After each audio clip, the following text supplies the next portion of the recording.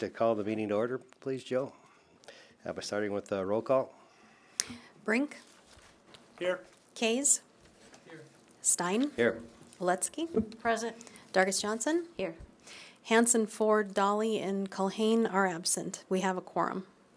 All right, thank you. A couple announcements here. First of all, would like to advise anyone that would like to speak during the open forum. That will be later in the meeting. Just want to make that announcement. Please make sure you advise Jill if you want to speak later about any topic that's not on the agenda. And speaking of the agenda, is there going to be any changes to the agenda? Yes, we have one change. Number 4, the Easy Store application has been postponed to a future meeting. All righty. And with that in mind, for the applicants that are here, because of the weather and other conflicts, we are down to kind of a skeleton crew here. So if anybody that is in front of the committee today would like to postpone their application to where we have more members on the panel, that is to say the full board, which would be 7 people rather than the 5, feel free to do so. In order to pass with 5 people on the board, Jill, that would require what? Oh, that would require, okay, right, so. No, that's not correct. It's 2/3 of those present and voting under statute, which would be 2/3 of 5 is 4, isn't it?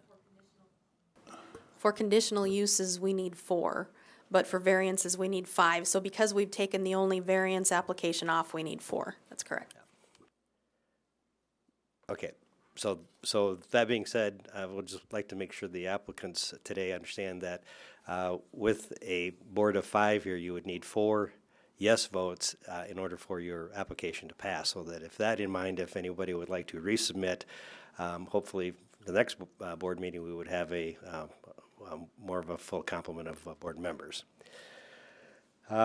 Okay, with that being said, I would need to have an approval of the December 6th, 2018 minutes. If anybody would like to make that motion. I'll make that motion to approve. Second? All in favor? Aye. Motion passed. First item on the agenda then is Mike and Teresa Endries doing business as the Posh Dog, item number 19406. The owner of this property is Holdgraffer Okerson, South Dakota Investments. Applicants are Mike and Teresa Endres, doing business as the Posh Dog. Property address is 200 through 206 9th Avenue Southeast, locally known as the Town Clock Mall. The staff finds that this property is zoned both C3 Highway Commercial to the north and I-1 Light Industrial to the south.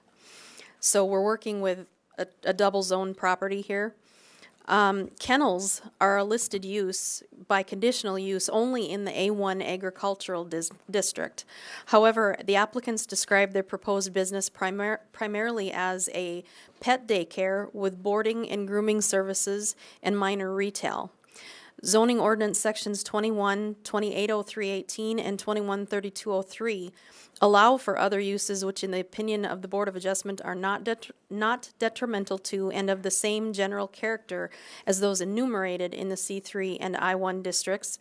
Among the uses listed are veterinary clinics with outside runs and without outside runs. This is both large and small animals depending on which district. And non-residential child-adult daycare facilities and service establishments. The applicant submitted written request, site plan, and floor plan, which reflect compliance or non-compliance with the following ordinance requirements. Section 210202 2B7A through H are specific rules governing individual conditional uses.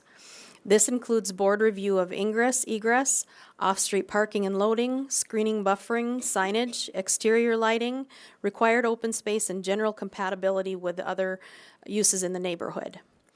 The purpose of the C3 Highway Commercial and I1 Light Industrial districts is important, and Chapter 2163 off-street parking and loading requirements. The site plan shows a parking lot with 138 paved parking spaces, for which 6 interior trees are required. Chapter 2165, outside storage and display requirements for specific uses. Nothing is requested. Anything that gets done must comply with Chapter 216502 and 6503. Chapter 2173, landscape and lighting standards, and Chapter 2180, signs and outdoor advertising. The minimum number of trees, boulevard trees to be located on the development site shall be 1 tree per 50 feet of frontage. All outside dumpsters or other garbage receptacles on the site shall be screened by an opaque fence and/or wall. And the applicants will change the face of the existing signage, but don't plan on adding more. The sidewalk, trail, curb, and gutter, referenced by titles 5, 18, and 21 and 24. This parcel is adjacent to a South Dakota DOT street improvements project scheduled for 2019, so there will be some changes made there to the boulevard. This board must determine if satisfactory provision and arrangement has been made concerning 210202 2B7A through H and the chapters and titles just described for a pet daycare, boarding, grooming facility to be operated at this location. If endorsed, this board may consider conditions of approval and has the authority to require fulfillment of any lacking requirements. All right, thank you. Now, is it your understanding that this variance is for the entire building? Or the conditional use, I'm sorry. Actually, the west side here is kind of split right about here, and they're going to be using this area. And I can show you a floor plan too. And the remainder of the building will be what then, or is it presently occupied? Right now, it's unoccupied, I believe. The applicant is here. Right. Is that where that fireplace was at one time? Okay. Okay. And who's the owner of property? Who owns the building? Holdgraph or Okerson, South Dakota Investments, and they're a company that's in, I think, California. Do you want to come up? And they've signed off on the application request? They received certified letter and haven't heard anything from them, and they also have talked to the applicant. Do you want to state your name and just state your name? Teresa Hauser-Endres. Oops, Oh, I didn't. there you go. Sorry. Teresa Hauser-Endres. I'm the owner of the Posh Dog, along with my husband. Are you operating this a similar facility in town right now, somewhere else? No, Okay. no. As far as I know, there's nothing like this operating in the town. So when you're talking about boarding, would these be short boarding stays, long boarding stays? It doesn't. It can vary. And then you'll be doing you're proposed to do grooming activities on there as well. Mm-hmm. And when you talk about animal daycare, is that just where people could drop off during the day Yep. and pick up their pets? Yep, for exercise. I also want to offer a shuttle service, so people who work long hours can drop off their dog. They can play for the day. We can shuttle them to the vet, bring them back, and then the owners can pick them up after work. Have you determined the number of animals that you would be having on site at any one potential time? For Number boarding, of dogs, number of cats? yep, for boarding, I would probably not take more than 6 large dogs for boarding. How many small dogs? I can take up to 12. And have you is there a licensing process at the state to be a licensed No, boarder? nope. Will you strictly be dealing with dogs or all kinds of animals, cats? It'll mainly be dogs, but people are welcome to bring their cats. How many, I'm sorry. Go ahead, I'm sorry. I didn't mean to interrupt, that's my fault. Oh, sorry. People are welcome to bring their cats, but I don't think people have a large need to board cats because cats can stay for extended times on their own, where dogs cannot. The question I wanted to come back to was if we were looking at boarding 6 large, 12 smalls, how many drop-off dogs would you anticipate seeing in a given day? Excuse me. Probably about 12, Okay, so just for the boarding and daycare. a maximum of 30 35 dogs a day would be in the facility?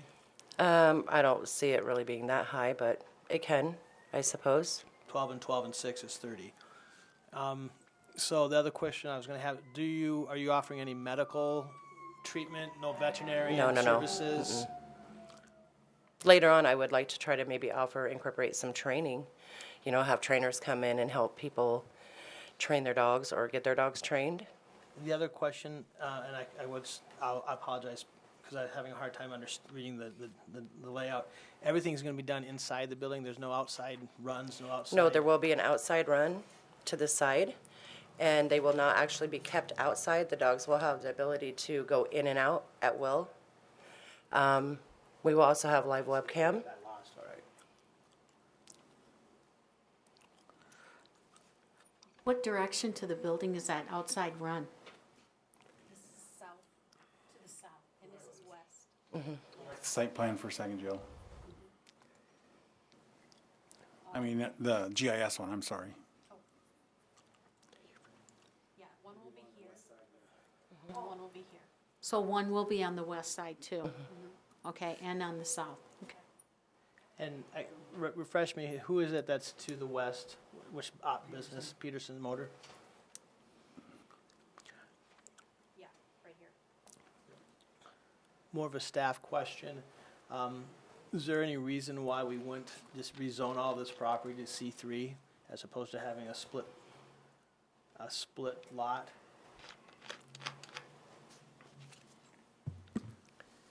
Very good question, Commissioner Case. And I actually just was in a whispering discussion over here with our city attorney as an afterthought that would be ideal to do something like that. We did not, however, bring this forward to the applicant early on in this process.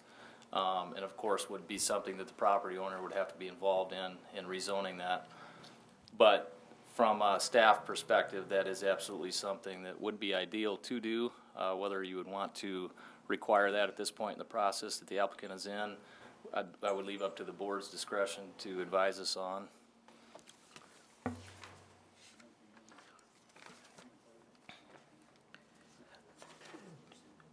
Another question for staff. So within the ordinance itself today's, nowhere in the commercial or the industrial district is the term kennel used, but it is specific to the ag zone right now.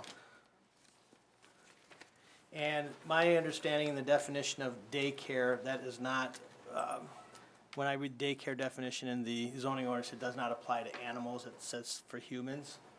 Correct. And then my other quick question is regarding the definition of a service establishment. Most service establishments are, the way it's at least defined, it seems to be more for human services as opposed to animal services. It talks about hair salon and those types of things of a service industry. Do you have other service industries that would fit in the C3 zone in the past that have some sort of direction with animals? None that I could find listed, so.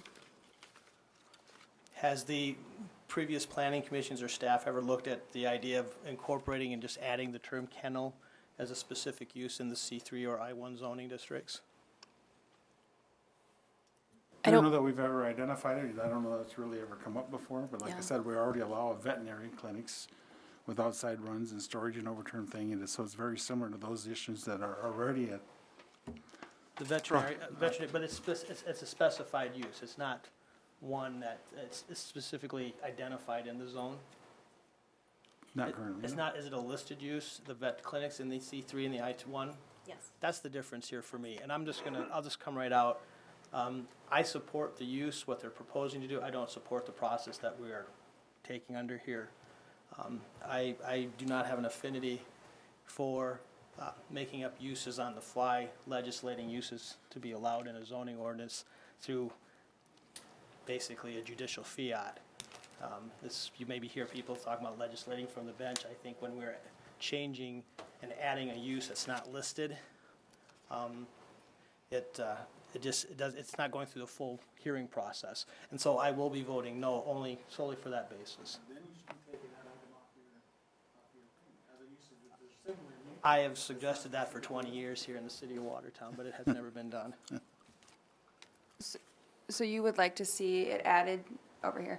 You'd like to see it added to the ordinance I would like to see specifically? the section of the ordinance where we talk about any other uses that are generally in compliance with other sections to be removed. If we want specific uses, we take them and we change the ordinance through a proper legislative process.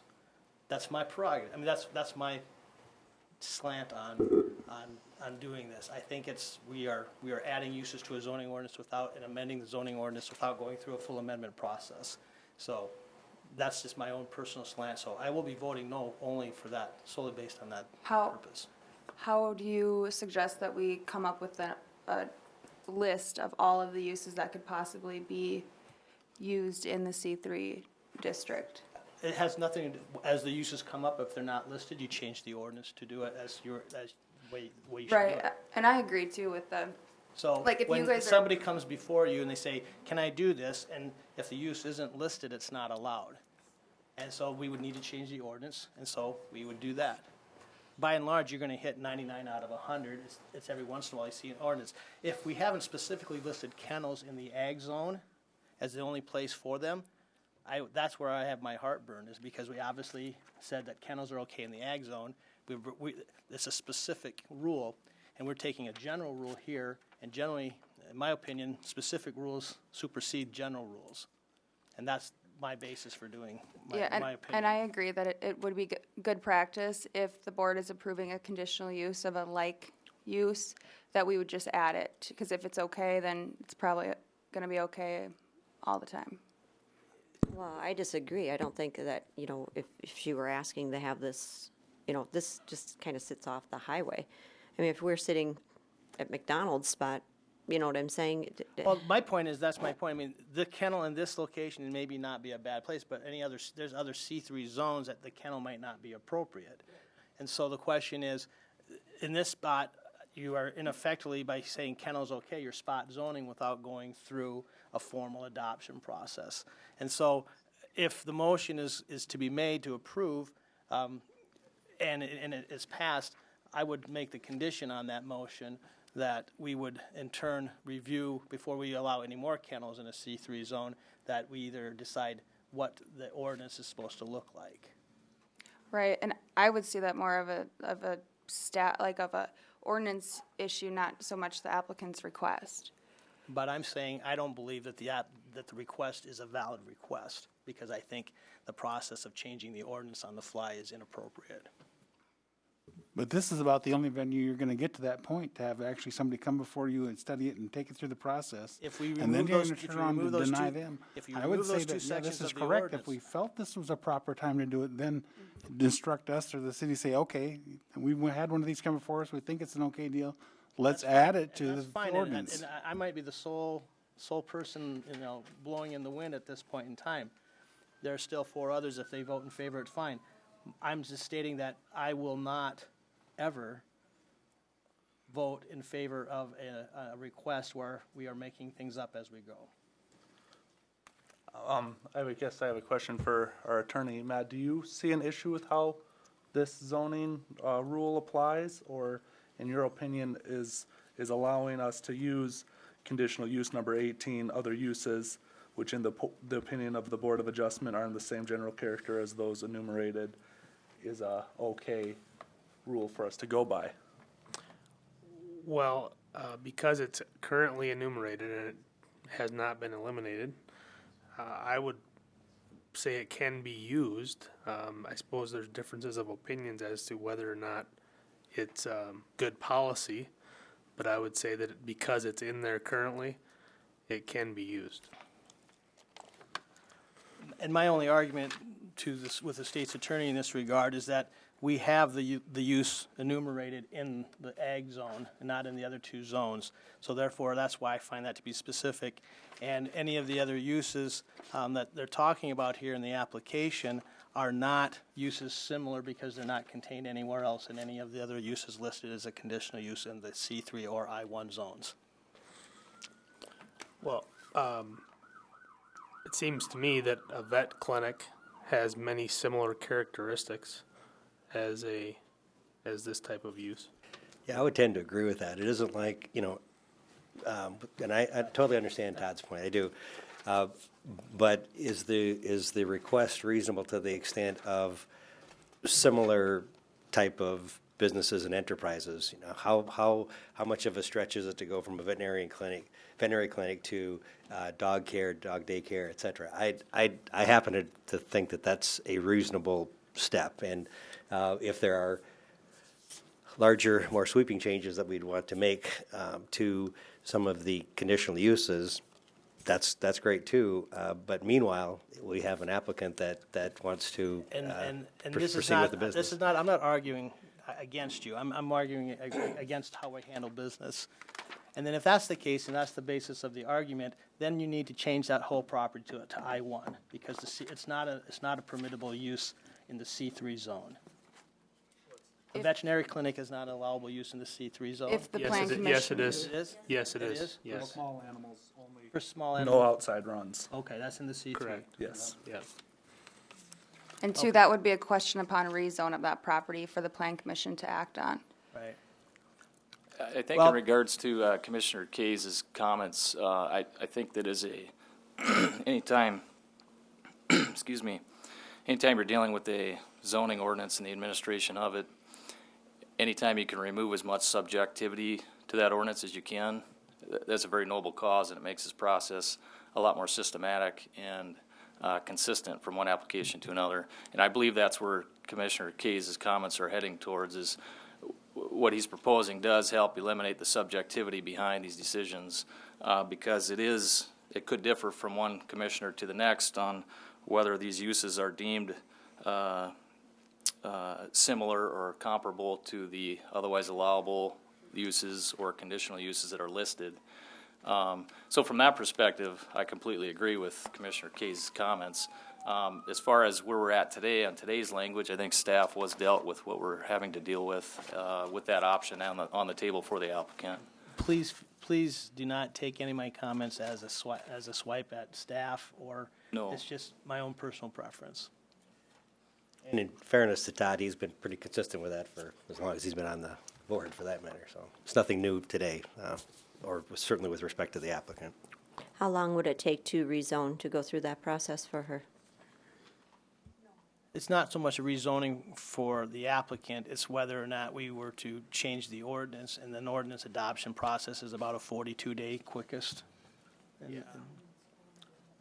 Right, and I'm not trying to I think there's 4 votes in favor on the board, if I'm counting noses as we speak, but I'm just stating that I would like to see it handled differently in the future. That's all I'm saying.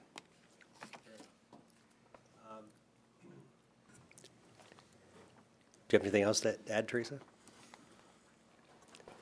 I understand your position, and I respect it, but because this is so new, sometimes you need to try it, then you know what avenue to go before you go changing. And that's just my personal perspective on it. Without knowing, without trying it, I just think that you're creating maybe a lot more work than necessary without trying it first. And through trials and errors is where we learn to be better. So that's my only position It's not on a it. knock on your request. I support your Right. request. No, I know, I understand. I disagree with the process of how we're making the decision. Right. And I understand that, but I just felt the need to say that. I would echo that a little bit. I mean, one of the positions that it puts the city in is if a new concept comes along that has not been described before ever, something 10 years from now we haven't even conceived of yet, then we have to go through the process of putting a word into the ordinance that may delay a business open, and so that's an argument, just a little bit of a pushback against that, is that then you have to go through the whole process, and that business sits there and waits while we decide whether or not some robot business that's 10 years from now is going to be okay in the C3 zone. So that's just an observation. And I'm not arguing with you, Matt. We define kennel, we define service, we define vet clinics in the ordinance, and what she's doing is a combination of all 3. And if we want to use that as a basis for doing that, that's great. But then let's just call a duck, and change the ordinance down the road to say that kennels are okay in the C3 or I1 district, pick one. That's all I'm saying.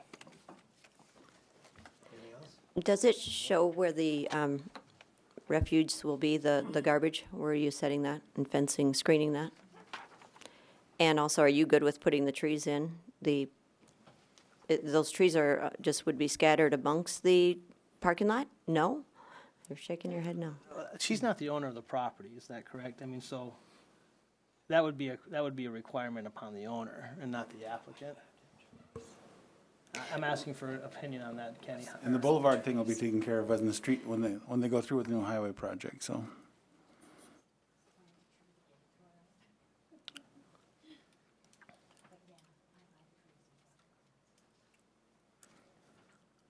Did you have something else, Teresa, then, or? I was just asking what was the need for the trees if the dogs have free access in and out. They wouldn't need. That's more of a landscaping issue. Yeah.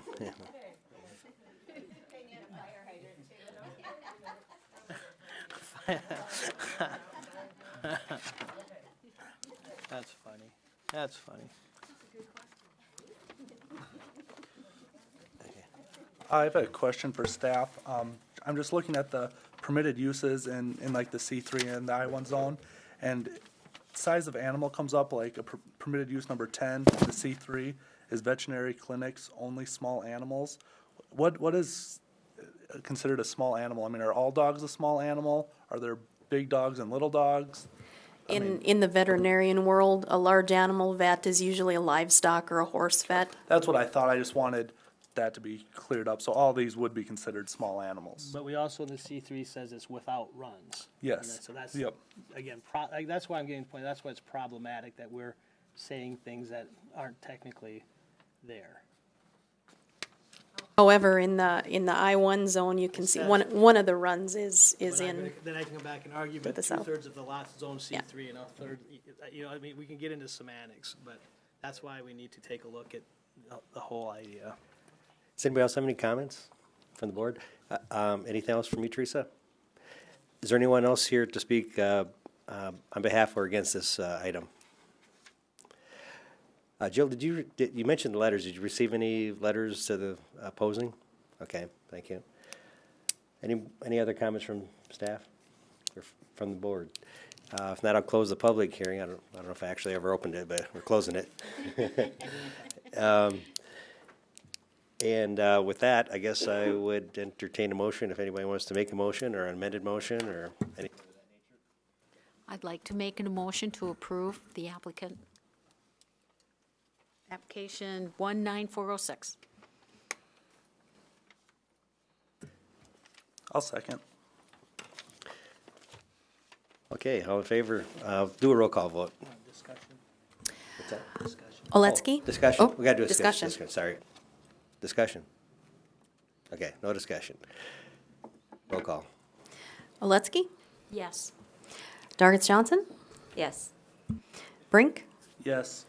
Kays? Reluctantly, no. Stein? Yes. Motion passes. All right, thank you. You're excused. Reluctantly, no.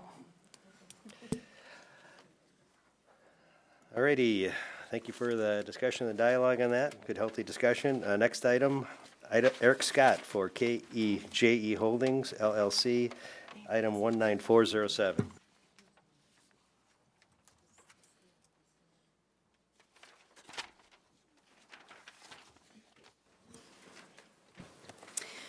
The owner applicant is Eric Scott for KEJE Holdings LLC. The property address for the building is 612 5th Street Southeast.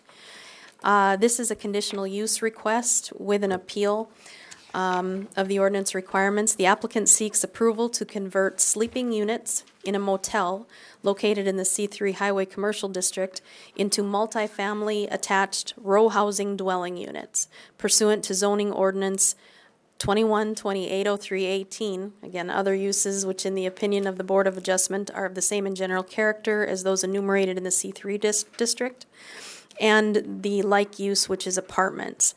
The appeal plans submitted reflect 10 efficiency dwelling units with 10 non-conforming parking spaces on an 8,250 square foot parcel. Said 45-degree parking layout shows 10-foot 6-inch aisle, a 10-foot 6-inch aisle, where a minimum 12 feet is required. The application does then not comply with the regulations in Chapter 2163 and 2103, which have to do with off-street parking. So the applicant appeals those requirements. Staff finds that, first of all public notice requirements have been met. Neither single-family attached dwellings nor row houses are listed uses in the C3 district. However, the applicant describes his proposal as studio apartments. The International Code qualifies the proposed as efficiency units. Apartments is a listed conditional use for the C3 Highway Commercial District per 218039.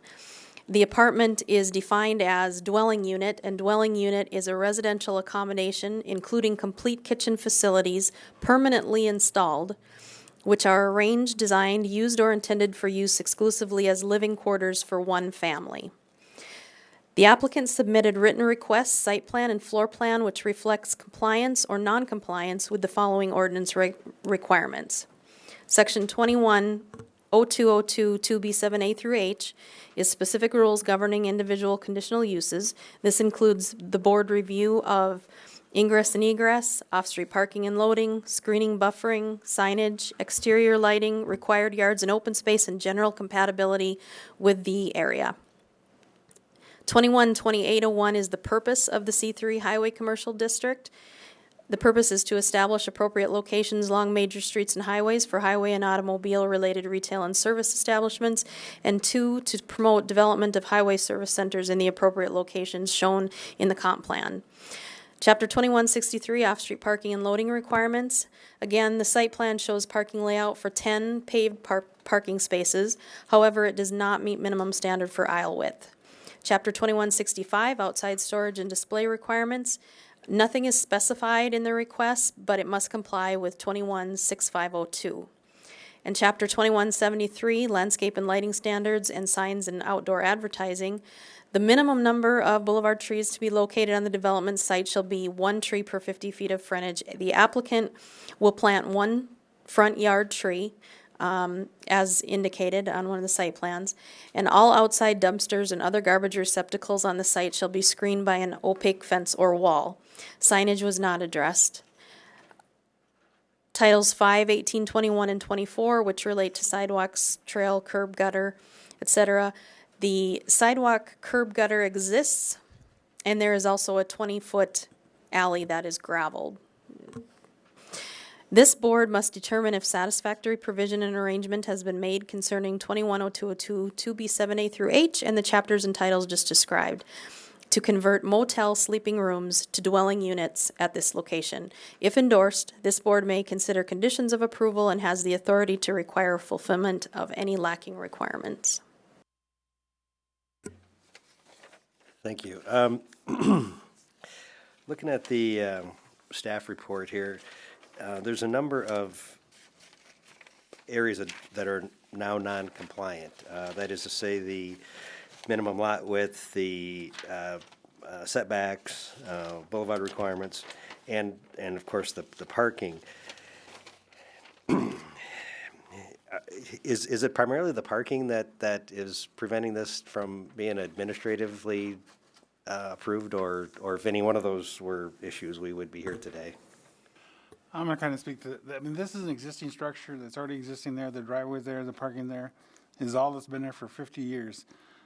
He's coming in, he's trying to redevelop this area and improve it, make it look a little better, and just doing the best of what he's got and what there is. I mean, you're not going to change the parking. If you want it wider, it's not going to happen. If you want more green space or anything, it's not going to happen. It is what it is, and the determination is whether you're going to allow apartments versus the hotel, and that's what it gets down to, because everything else is What was pretty the much number? as is, and there's no change there for request. Ken, what was the number of units in the old Drake there prior? Do we know? Eric, there was 10. Eric Scott, he's here. I'll let him respond to that, please. Please introduce yourself. Yeah, this is Eric Scott with KJ. There was 10 units there prior. and we're keeping those 10, so. And then I was looking at it, I'm just trying to make sure, there are no cooking facilities in these apartments? There are, each unit will have a small kitchenette area. She can pull up the studio plan. So there's a small cooking area there with a sink. That'll probably include a microwave as the cooking apparatus or appliance. And then if you go back to the other one, please, Jill, thank you. We're going to include a oven and a stove top in a common space there that'll also include the laundry room. And that way, if a frozen pizza or something, they can cook that or whatever, what have you. But Is this one room, one person occupancy? absolutely, yes. It would be, you would not have a problem with that as a restriction, that we aren't putting 2 people in a room when we only have parking spaces for 10? Not at all, and it will be as in the lease as well, that's a requirement, and that there will be, there's absolutely not space for 2 people. The parking spaces will also be assigned to each room, so if somebody's not there that shouldn't be there, or somebody's parking in there that shouldn't be parking in there, we'll know, we'll have their license plate number, we'll be able to take care of that. And Kenny, as far as being able to back out onto that even though it's 10.5 feet, the depth of the parking spaces would still be adequate enough to be able to make that backing out and not. It has been for 40 years, so. I know it has. I'm just asking to quantify. I'd let our engineer do that. And I'd defer to Jill or Colin. Did you guys determine what the minimum backing aisle was for that diagonal degree of parking? Colin, do you know what that was? We do have minimum backing aisle widths. I just don't remember off the top of my head what it was for this. And it varies depending on the degree that the parking comes in at. Yeah. I did study that, and I can speak to that if I may. I know you're not asking me as an expert, but Absolutely.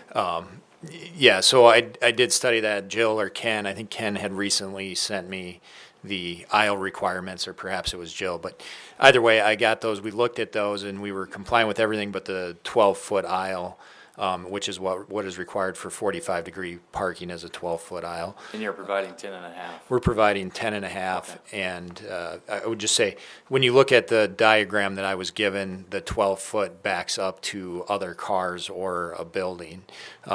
There's actually green space just on the other side of this with a curb, so that allows you a little bit of extra space to be able to back a bumper or something over that space. So I'm confident that that'll be adequate, as well as over the last few months having looked at it with my larger truck, being able to pull into parking spots, back out, and get out through the And that actual through the detail highway. that I give them doesn't specify whether it's 90 degree or 45 degree. It's 12 foot for every one of them. So. Okay, and I can speak to the fact of other design standards that I've worked with.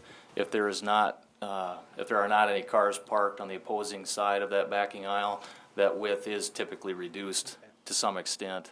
A 1.5 foot in this case It looks seems to me to be like reasonable. it would be adequate, but I just was. Another quick question, Eric. So if this is we're only being able to leave the property by driving west, will you be posting a no entrance sign off of 81 so that people won't be? Absolutely. Okay. Yeah. Last thing we want is people to be pulling through there and having to drive through there, So or causing traffic Your problems. tenants will come up a half a block to the north, drive the gravel driveway or alley, and then make their parking facing west. Correct. What's the city's policy on, gravel and having, access for multiple family dwellings where their primary access is going to be, the primary street access is going to be an alley that gets to where they're going? I mean, is that going to degrade? I'm going to assume that that's going to degrade the alley. 6-8 trips a day per unit. That's a good question, Commissioner Case. From my prior experience, not being intimately familiar with how our regulation reads in regards to that, typically what would you, at a minimum, you'd require the off-street parking requirements, those stalls be paved, and the access to them be paved. I can't speak with certainty that that's how Watertown's regulations read, but that's what I'm accustomed to seeing, is that at a minimum the off-street parking stalls are paved and the access to them are paved. So in this case, you are correct, the gravel portion of the alley, again, not knowing exactly how ours read, may not meet that stipulation, or As would far- not meet that stipulation. Snow removal on this, I'm assuming, who removes the snow in the alley today? But that's going to always be several, layers down. I mean, it's gonna be emergency, it'll be uptown, it'll be the streets, alleys, I'm assuming are after streets and avenues? No? Generally, they're first. Alleys typically are done by contractors. So they would be done. That would be my one concern if, get people in and out there with what's happening today and, is that gonna be an issue for you? Or is that something that you're going to work with to ensure that your people have a way to get into their apartments? Sure, what I would say is, it's city right away. Hopefully the city takes care of it, just as the township road that I live on, we often wind up being the ones that take care of that. We're gonna have to take care of the snow on our lot, and if our tenants can't get in or out, then of course we're gonna have to pave a way through the alley. Now, we need to make sure with the street department, if we're having to do that on a regular basis, that they'll allow us to do that, because they don't like you to be plowing public right-of-ways either. So Well, that was my question. What is your plan? Because there doesn't appear to be room for snow storage on your lot. What is your plan for removing snow? yeah, we'll have to more than likely haul the snow off. I lost you there for a second. Great Western Bank currently piles their snow kind of on that corner, and it spills over into our driveway a little bit, or it does in a year like this year. We've been pushing the snow up there for now, but like I say, if we can reach agreement with Great Western Bank that we can use a little spot there, that'll handle it on a pretty open winter. Otherwise, it's going to have to be hauled off, and we understand that. Would you be objectionable to a condition being placed on the property that if 55% of the adjoining property owners ever were to petition to pave that alley, that you would pay your prorated share for the pavement? You'd be okay with that? I would be in favor of that, and would sign a waiver of right to protest that Ken's We thought that was a fair, appropriate for him to do, so. Yeah. Has Chip looked at this site plan with the fire rescue? I'm sure he's not here today. It was sent to him, but I can't speak to whether he reviewed it. I'm going to guess that he's not going to like that fire lane, because I've experienced that myself. And I think we've had other builders up here requesting the same narrow driveway. You have one car that's not pulled in there the right way, you're not going to get fire rescue through that. And, they're not going to probably go around the alley. They're going to, get the quickest way there. With that being said, well, there again, okay, so my point being, we're making a lot of stipulations for this one particular property, and we have an awful lot of other apartment complexes that have jumped a lot of hoops in order to make their site plan work. And so I guess the narrow driveway, the parking situation of having 10 cars there, maybe we need to reduce it to 8 units there to accommodate the parking. And the gravel access to it, I guess I don't know any that are allowed to do gravel access either. On the one hand, I can see that, if there was some sort of agreement in place with access through Great Western Bank, if we had to get a fire truck or an ambulance, I mean, that's more than likely where the fire department would go, is they would go through the bank parking lot, and you're 18 feet away from the doors of the apartment, is what I'm assuming is how that would, unless we got a big bank of snow. Mm-hmm. And if I may, we did have Chip on site. We had him inspect the site as well as inspect the building for fire requirements. And in fairness, I didn't ask specifically about the access lane or any of that, but we asked, what we needed to do, and he didn't raise any concerns about access lanes. Well, and the reality of it too then would be, remodeling and modernizing it would have to be a safer environment than, the 50-year-old building that was there. I would think one so. would think, yeah. And the building is, I mean, there's hardly any lumber in the building. All the interior walls are CMU, the shower walls, the bathroom walls are all CMU, which is masonry block, drywall ceiling. There's very little lumber. There's very little of anything to burn in that structure.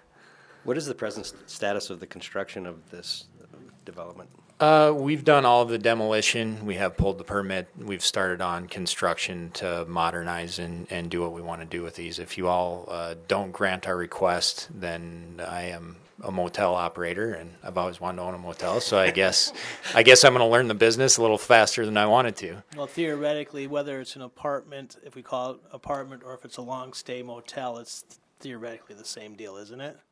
Yeah, I would believe so. You know. Only the long-stay hotel, they don't have to come back and ask you, Right. so. Where, as a hotel, you don't get a lot of guests, people coming over to park. Where would guests park if they wanted to come to this site? Would they have to park on 6th Street or 6th Avenue? Does look like the closest to me that look like have parking.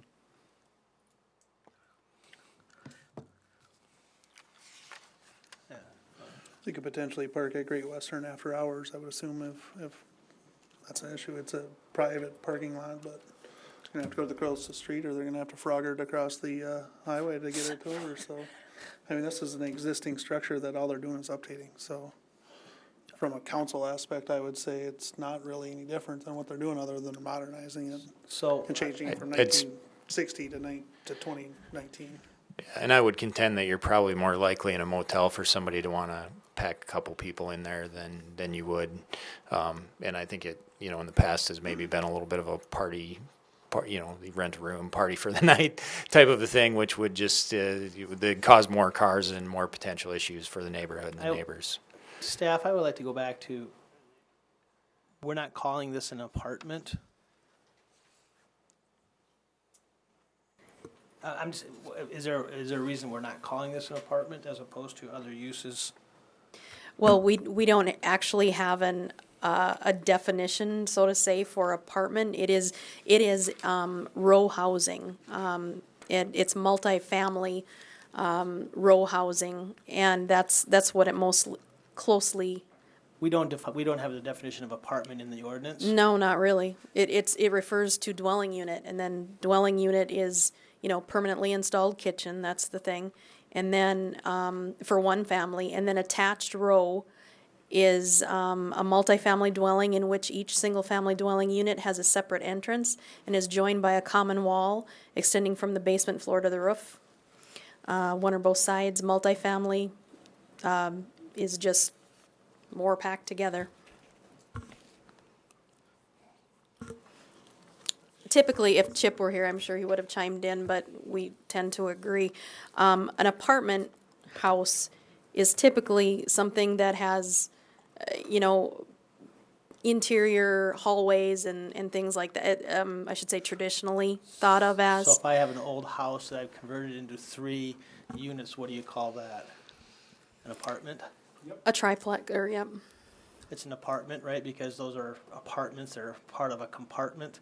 Well, So yeah, they- they're not just side by side either. Typically, that is, somebody lives on the top level, somebody on the bottom. That's apartments and not side by side But attached. since the ordinance does not define apartment, we have the ability as the Board of Adjustment to determine what an apartment is. Yep, that's what you're doing here. Yep.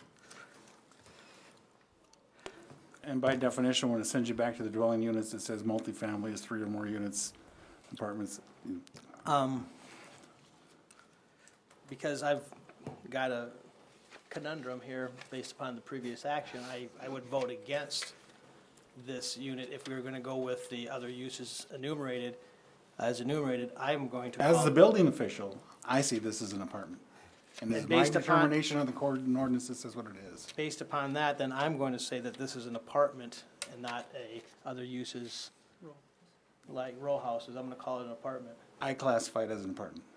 If, based upon the building inspector, building official's determination that this is apartment, I feel a little bit morally on solid ground. Apartment is not, it says C dwelling unit for the definition of apartment, and then dwelling unit is defined as residential accommodation, including complete kitchen facilities permanently installed, which are arranged, designed, used, or intended for use exclusively as living quarters for one family. So the definition of apartment is the definition of dwelling unit, according to our ordinance. Yeah, so I guess for me, it's not use number. What is the new book?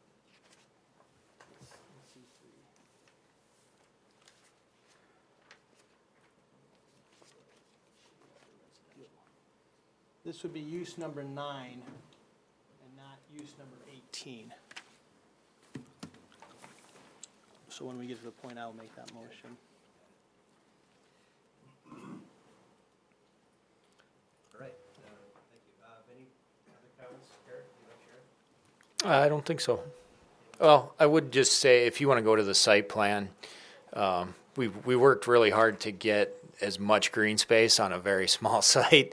So I'd just like to note that, and to the point of the trash enclosure, you can see where the garbage is, and there's a screen there for that, as well as a little more green space there. So in a very limited site, we were able to squeeze that boulevard tree in and get a little bit of green around there at least. So.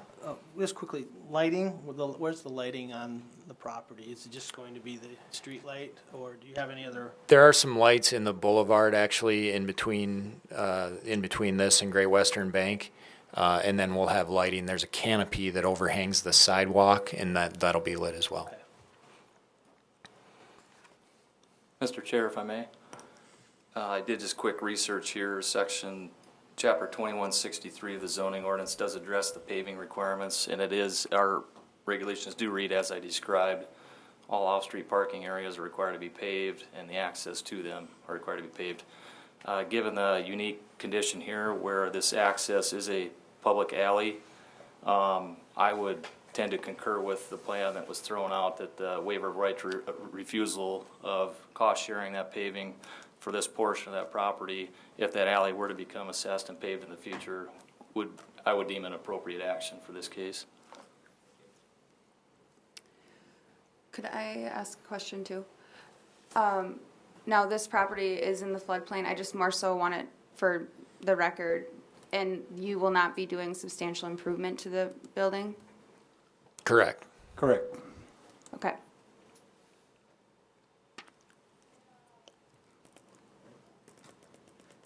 Anything else for Eric? Anything else for us? Nope. Thank you. You bet. Anyone else here to speak on behalf or against this application? It's in the AO zone. Which is, So all the repairs that he's completed is less than 50% of the value of the structure, so it doesn't qualify as needing a FEMA update other than that. All right. Close the public hearing and would ask for a motion on this matter. Mr. Chair, I'd like to make a motion. I would make a motion to approve the application 19407 to convert a hotel motel to dwelling units, more specifically use number 9, apartments in the C3 zoning district, subject to the following conditions. One, that the applicant agrees to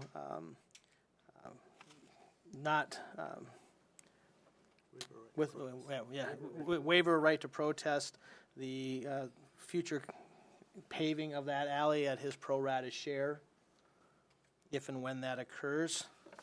Two, that there would be a sign on Highway 81 showing that a do not enter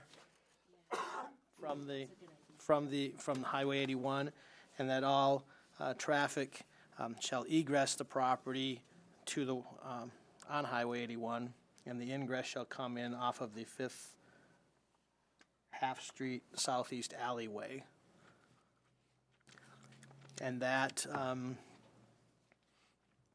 the applicant work out a plan with the city department, transportation department regarding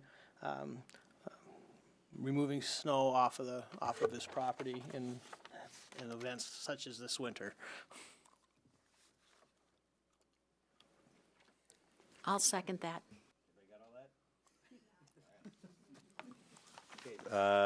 Discussion? No.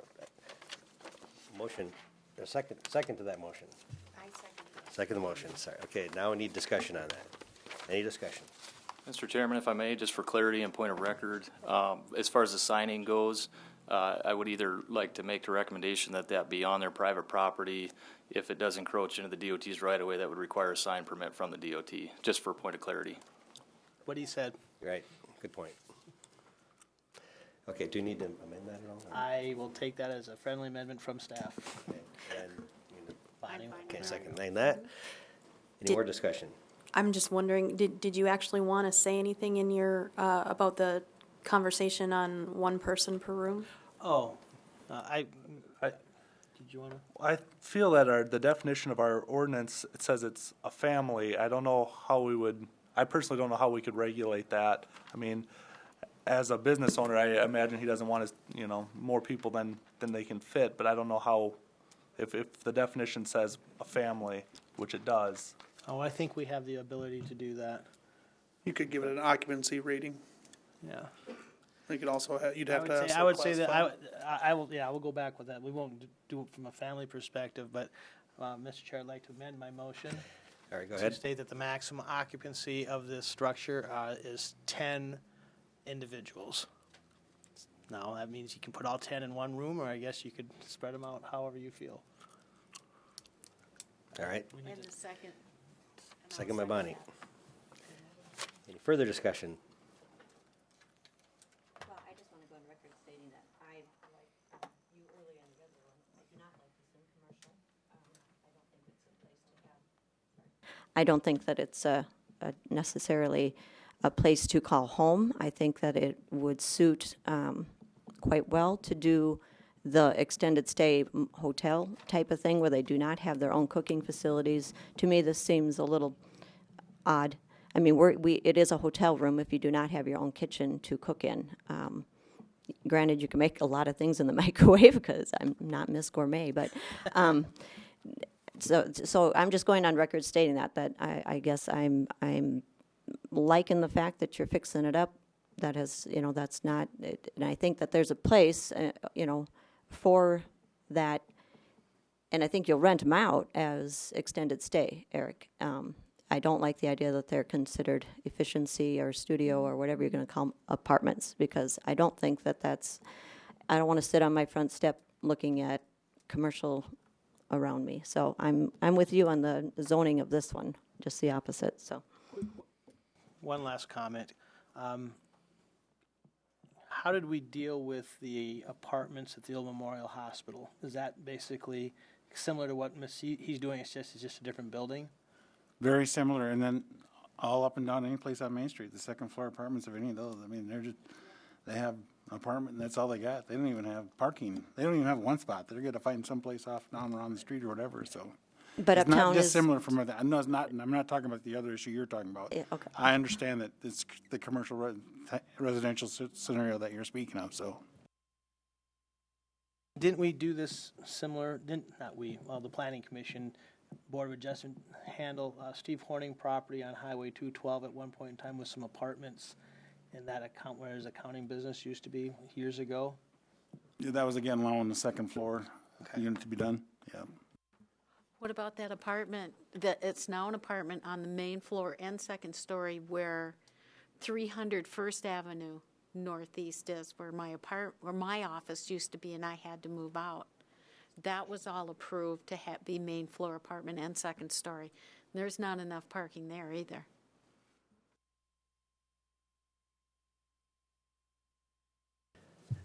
Any other discussion?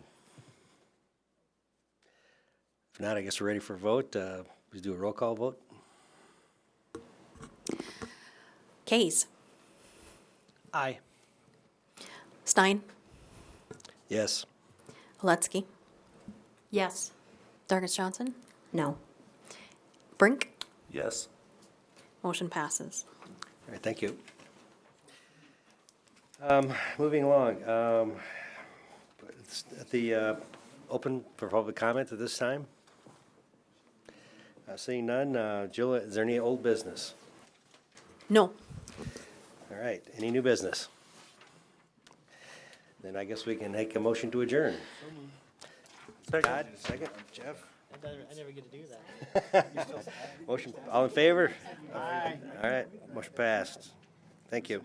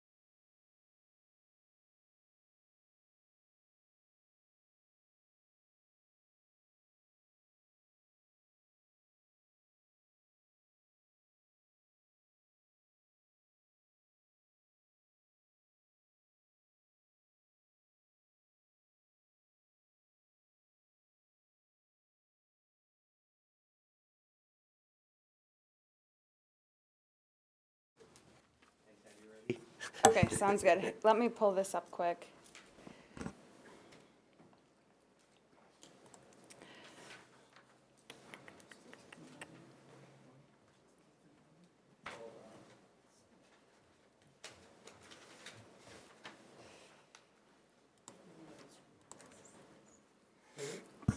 Okay, roll call. Brink, Here. Kays, Here. Stein, Here. Oletsky, Here. Dargits Johnson. Here. And Hanson, Ford, Dolly, and Colhane are absent. We have a quorum. All right, thank you. Would like to make the announcement of the invitation for public comment. If anyone would like to speak, please advise Brandy. You can come up later. Second item is approval of the agenda. Now, feel free to edit this if you want to take some of the stuff off of the agenda. I think you get a big argument from everybody. Well, actually, I will make some changes before you guys approve it. So we will be crossing off the discussion for the R2A setback. I want to wait for sure that Blake Dolly is here. And then as new business, because technically you guys have not initiated staff to study this, would be the discussion to allow the mixed residential commercial uses within certain districts. So we're moving 8B to 7A. Yep. And then, actually, I want that to be 7B, because for 7A, I would like to add the concept plan for the Lakes of Willow Creek addition, which is that concept plan that I had passed out to you. So everybody has a copy. All right. Any other changes, or is that it? Nope, that'll be it. Do we need to vote on Yeah. Okay, I'd like to make a motion on Just a voice vote. voice vote on approval of the changes to the agenda. All in favor? Aye. All right, opposed? All right, modified agenda approved. Next is to approve the minutes of the December 20th, 2018 Planning Commission meeting. Anybody want to make a motion to approve the minutes? So moved. Second? I'll second. All right, motion passed, or all in favor? Aye. Motion passed. Move along. Randy, rezone lot 1, our WDA second edition. Thank you, Mark. So this is the rezone of Lot 1 of the WDA, second edition, to R3 multifamily residential district, and Lot 2 to be, of WDA, second edition, to be C3 highway commercial district. And For clarity, I'm going to pull it up here on the GIS so you guys have an idea, other than the vicinity map that you were provided, of what the situation is here for this rezone request. So, and then the next agenda item you'll see is the plat. So these go hand in hand. So they are wanting to extend the boundaries of the C3 zoning district for a proposed building. And basically right now we have one lot, which is lot 1 of WDA addition, which has split zoning, and by ordinance we don't allow that. So it's something where we required a plat so that we get the plat, we get the one zone per lot. So then there's a portion of lot 2 that has R3 zoning in it. So they're cleaning that up to have that all be C3. And then there's a portion of lot 1 that has C3. And so that will now be all R3. Clear as mud. You use the word cleanup. Is that kind of what you're categorizing a lot of this under, just to tie up some loose ends that? Yeah, and then to actually get a platted lot line to separate the two zoning districts. All right. Mr. Chair, if I may, I think in clearest terms to summarize that, the desire is to re-subdivide the one lot, and the application to rezone is so that the zoning boundary meets the extents of each new created lot. And we don't end up with any split zoning like we currently have. All right. Anything else to add? Any questions? I have a comment. If you look at what's proposed as Lot 1 of WDA Second Edition, and if you scroll your GIS map a little bit west, our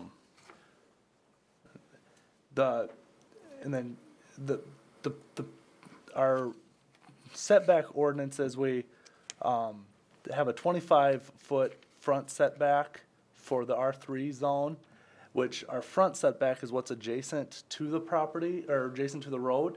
And as you can see, because of how this is a very unique lot, that there's only a small portion of that property as she zooms in that's actually adjacent, and then it turns into side setback, where our side setback is 10 feet, which even though that's kind of like adjacent to the highway, it gets a smaller setback. It's just a unique characteristic of this lot that I just kind of wanted to point out. Just, normally when we would require 25 foot off the road, a property like this, they're actually closer or able to be closer because it's only a 10-foot side setback, which I know that building's already there and they're not modifying it, but it's just I thought it was a unique characteristic, so I was pointed out. But Yeah, good to point out.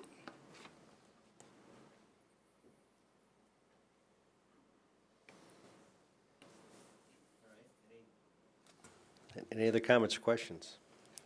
Clarifications needed.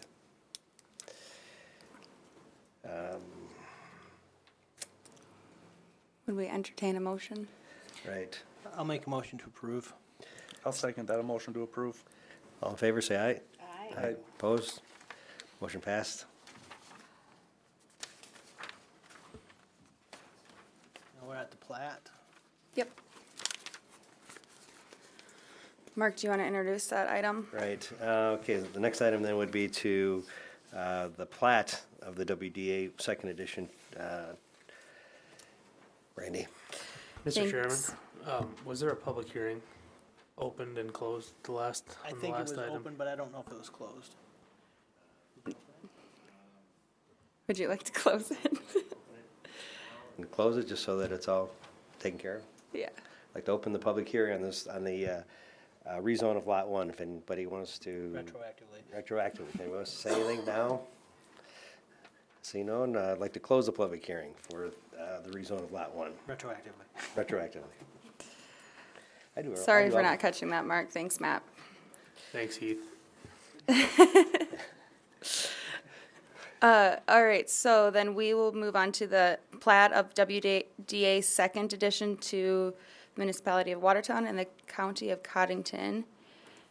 And so like I alluded to previously, this will establish the lot line that will have this, now each lot will have their new zoning designation within the extents of the property boundaries.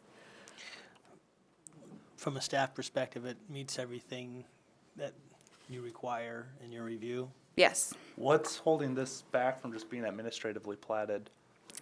Well, we could, but we figured since we had it here for Since the we were already rezone, here for the rezone? Yeah. Okay. just full disclosure. Motion to approve. Second. All in favor? Aye. Aye, motion passed.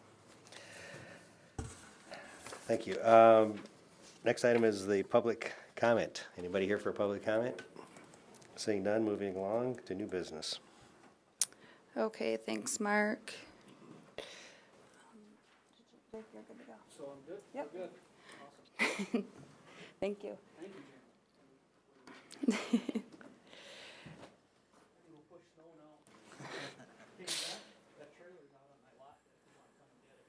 want me to? Do you want me to? It's kind of buried in snow now, but when we can get a chance to, then. Okay, thanks. Other business. All right. Okay, it's all right because it bought me a little time. So for new business, like I added, we wanted to bring, well, and actually, I think Heath is going to introduce this one. So I'll turn it over to him. Thank you, Brandy.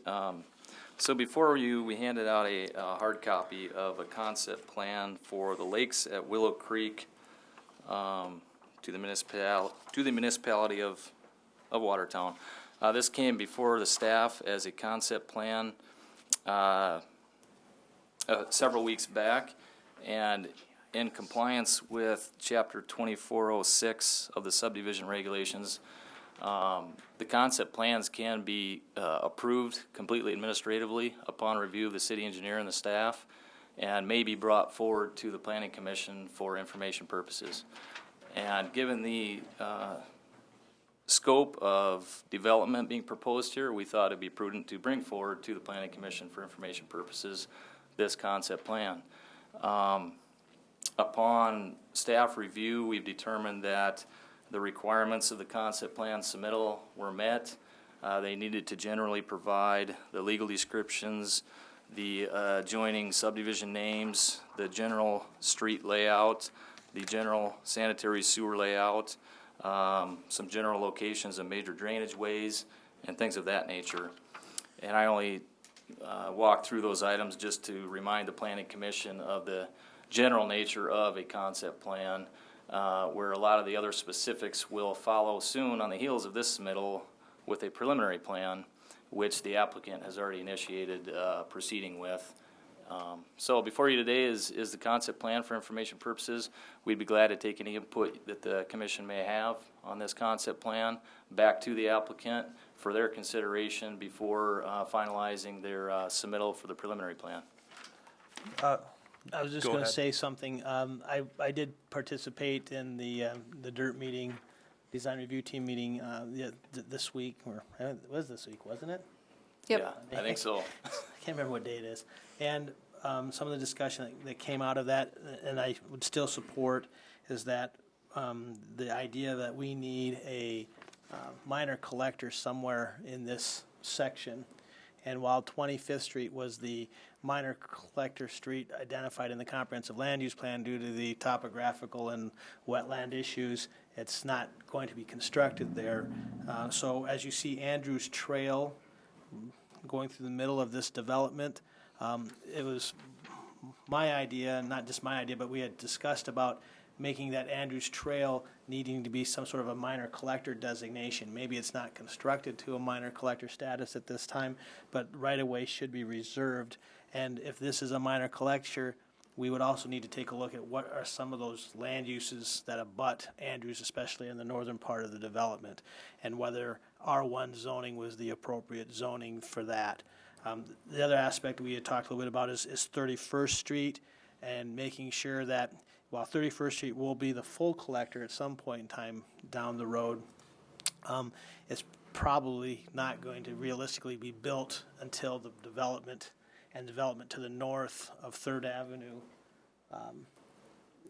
gets to the density to warrant that construction of 31st Street. And so the big thing there too is make sure that we have enough right of way on the development property to the west of 31st Street to accommodate a major collector. Those are the comments that I recommend, that I recall from that meeting that day. Yep. So is Andrews Trail going to be kind of like what Cherry Street is through Eastwoods? You know how everything just kind of goes into Cherry? Kind of goes on through? To a certain extent, except a minor collector extends for 2 miles, where Cherry Drive gets. It's just a heavy, big local street, really. Yeah, and that's kind of the reason why, because Eastwoods doesn't have a collector, because 25th didn't happen. So this, and we also made the comment to the developer that this will be called 28th Street East instead of Andrews Trail, because this would connect all the way up to the Eastwoods development to the north. And then so to keep the... You could maybe just pull out a little bit and we can talk about the importance of why we need some sort of connectivity to the north as soon as it pops up. It would go up into the Kinsman property, and as that opens up, we're going to need something to collect the property from those 2 quarter sections. So this up here, if you can see my mouse, that's 28th on Eastwood, so it is pretty parallel. Now, the last street on Eastwoods, isn't it 27th, or is it 28th? It's the last street to the east? last street right now is 27th. We did Okay. receive the plat for Eastwood's 20th, but it's on hold for now. But so then, yeah, planning going forward, yep. Mr. Chair, to Commissioner Oletsky's initial question, the street you're referring to in Eastwoods would probably be more classified as a local through from a transportation standpoint, where this, what they're calling Andrews Trail in your diagram there, would be considered a minor collector. And as Brandy described, would have that further connectivity through and to additional areas of town, more extensive than what a local through street normally would.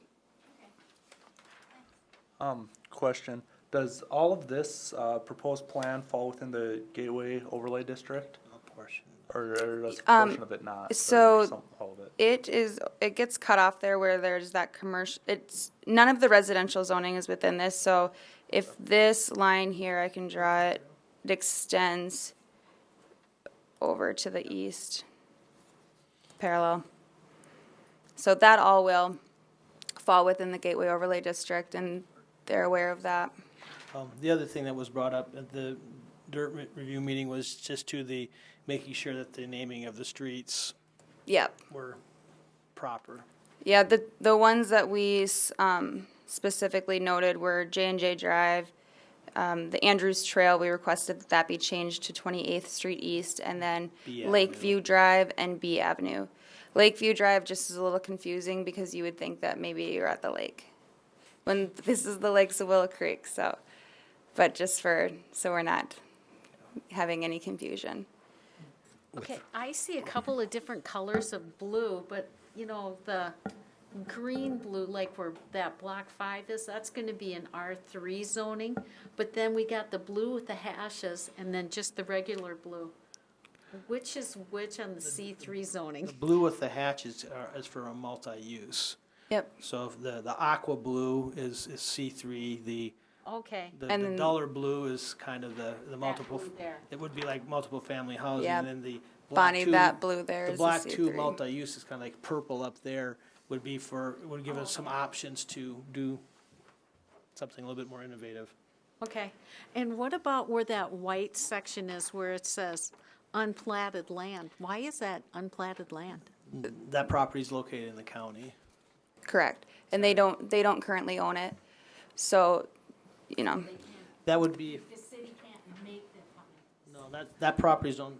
You got like Greg Andrews' grain bins out there, and Mike's cement business.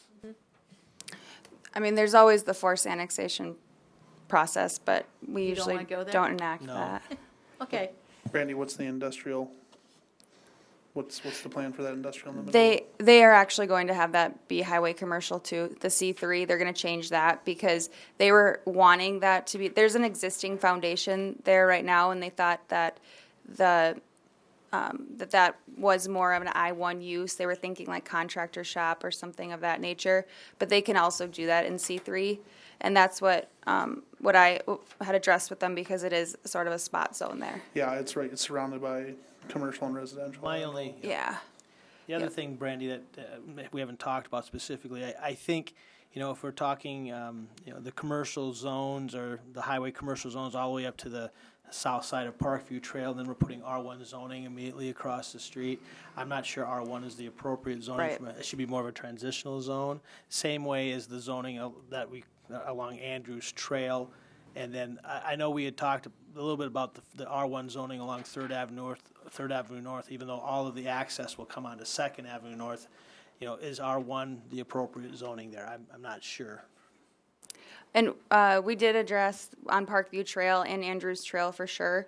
And as far as the R1 zoning along Third, I think that It's probably okay because I'm gonna presume that the development of north of Third Avenue, you may have some condo type housing, but it will more than likely still be standard residential housing, I'm gonna guess. yeah, and it's more so the thing for a buyer beware will be that they'll have 2 sidewalks.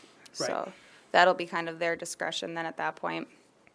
So did you say Andrews Trail would be like a mini collector then? Minor collector. Minor collector. And are they typically that, curvy and stuff for those, or? Not typically, but because of the topography and of there's this pond there that, and a lot of wetlands in that area.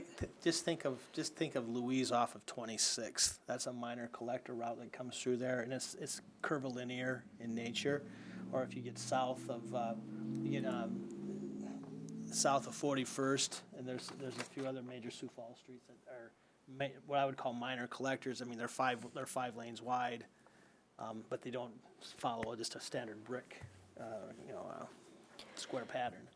Yeah, Now, Mr. Chair. what you're talking about, like on the lots on the south side of that Block 10, like you're saying, right across the streets, undeveloped, but kind of a industrial type. I don't think R1's the appropriate zoning You on think the that should be like a R2 or an R3? Some- Just that something south that gives part? it something that's a little bit more transition.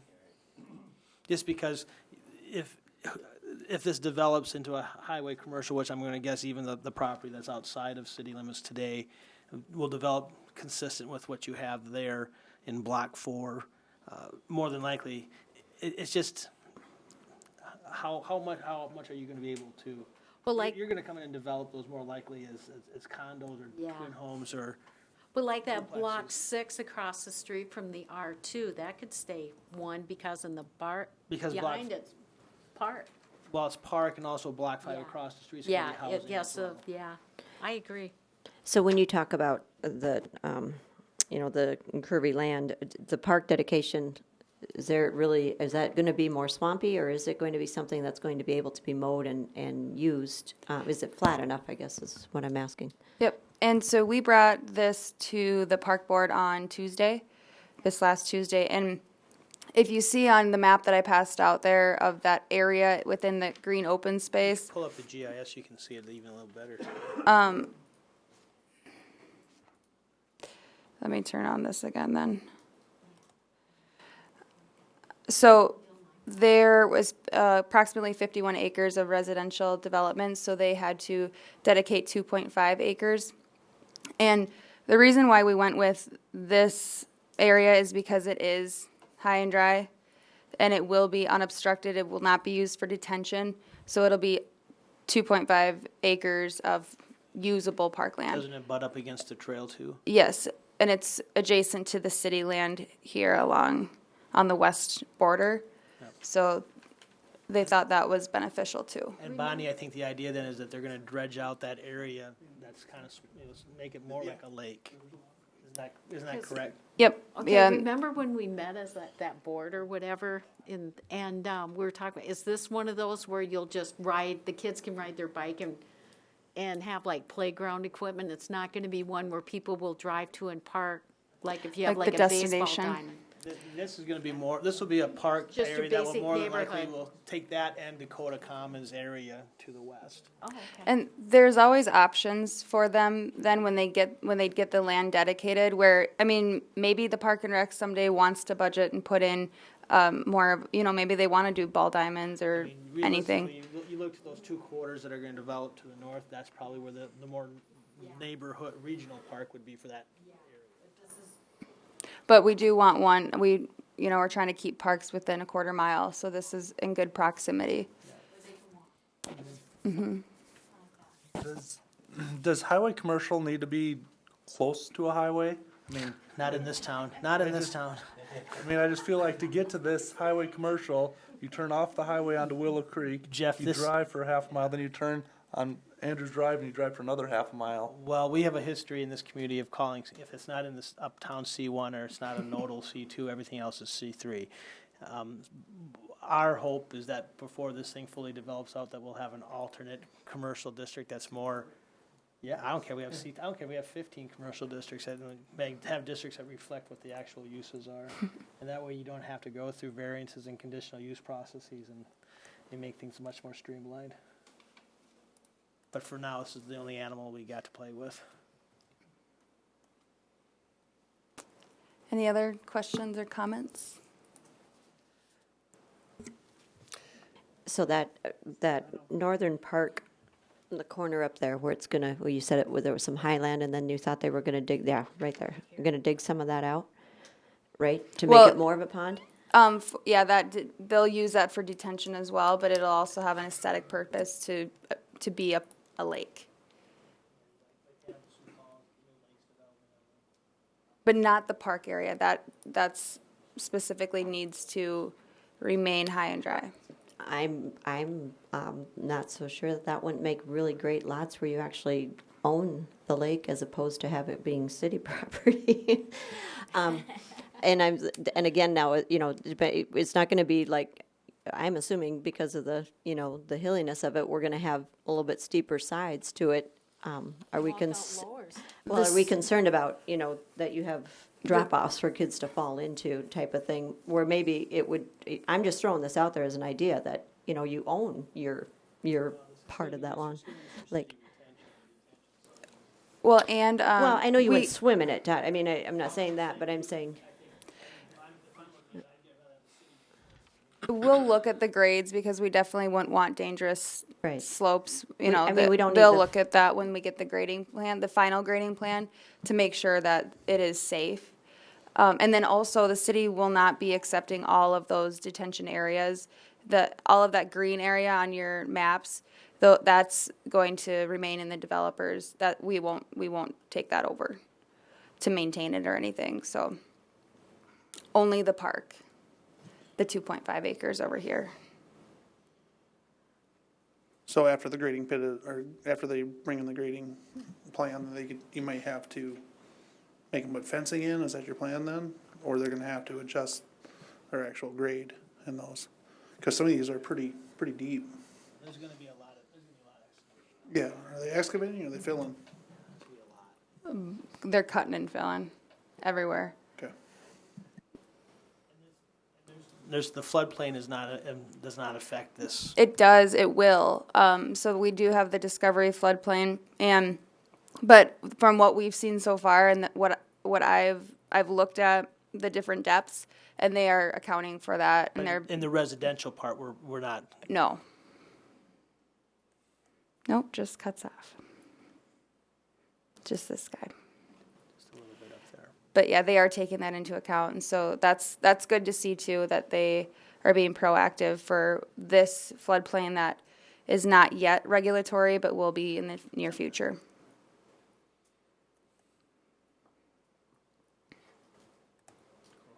But yeah, I think it should be a good project. They're doing a little mixed, they're hoping that we can get some mixed use, commercial and residential, to see some office and retail space on main floors and then residential living on top. Way driven by the new development there in Brookings when you're coming in, isn't that awesome? They're doing one in Volga right now too, a smaller scale. North part of Maine. Yeah. Isn't it the south? The south part of Maine. But yeah, it looks nice. And that actually.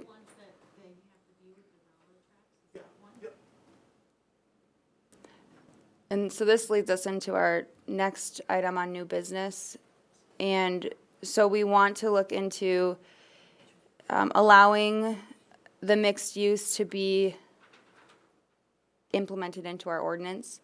So how we do that with what we have, you know, we had a little like staff discussion as far as potentially adding something that would allow for combining multiple uses within, like, if it's a conditional use and a permitted use, that you could come and ask for a conditional use to do both uses.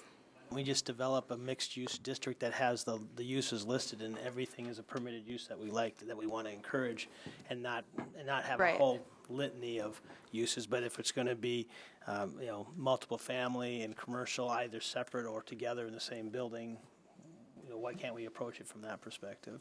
And that was kind of my point with the C3 zone. I mean, I knew the answer. I'd sat on your side of the bench for a long time, but so I knew that we put C3 all over the place, but you know, if there's a different zone, there should be a different zone. And I think we just want to, you know, if we want to start encouraging other mixed uses in existing C3s, those would be something that we would probably want to handle from a conditional use, because people that purchased C3 zoning maybe wasn't ready for that. But if we've got a virgin piece of ground here that's asking for a mixed use development, let's just develop a mixed use district which would accommodate not only this developer's needs, but the needs that we are looking for the community.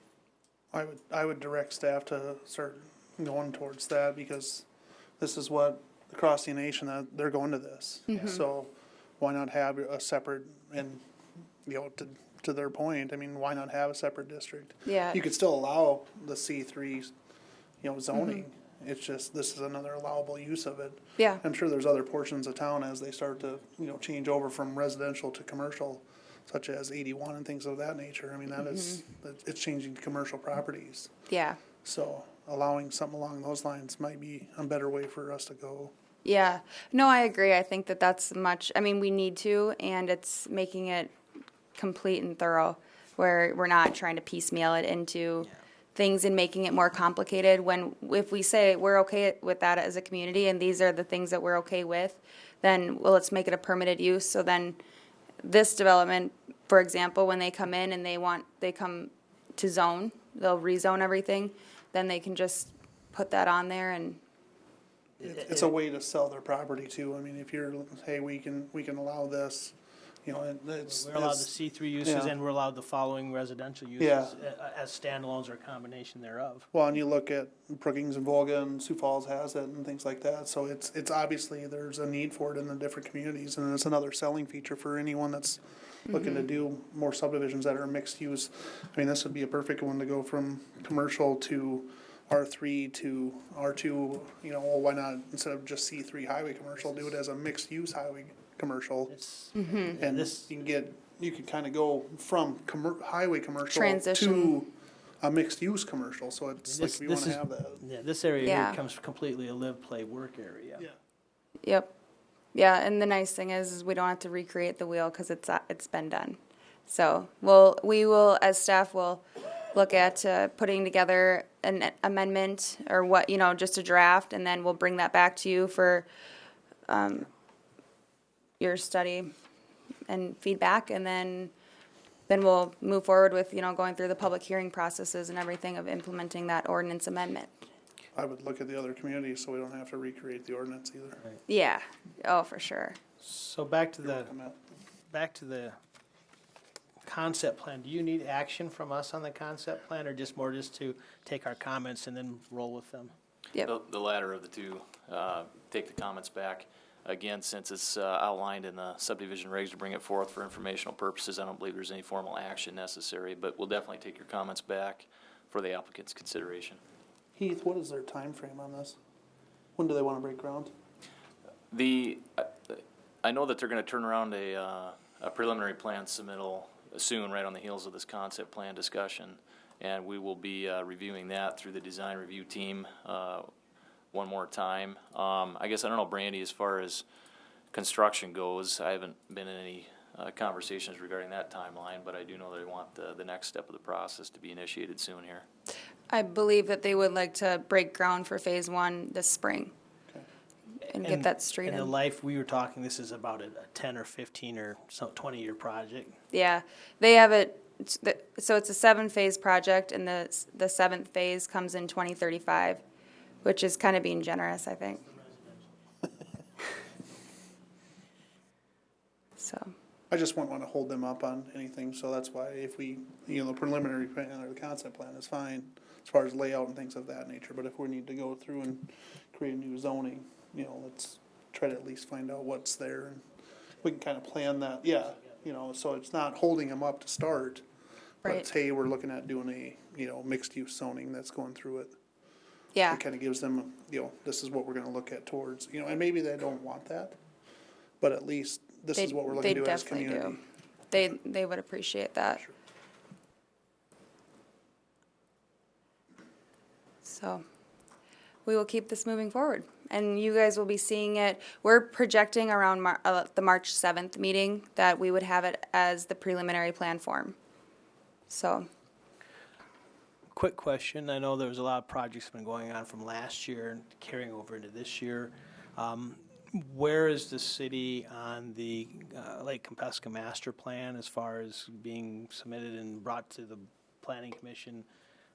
Those types of things. One, any more discussion on resorts and the Pheasant Lane Ridge project? I know those are all a lot of things that have been in the hopper for the last year. Are we going to be moving those forward this year?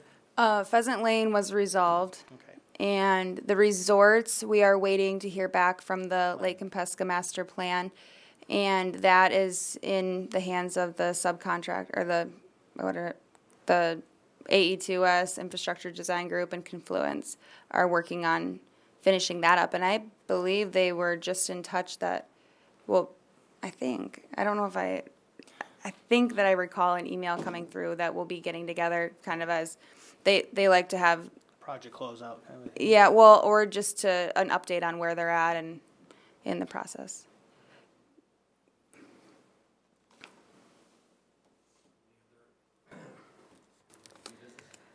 No, nothing that I have.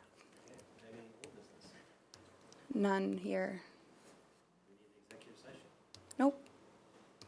To adjourn. Second? I'll second. All in favor? Aye.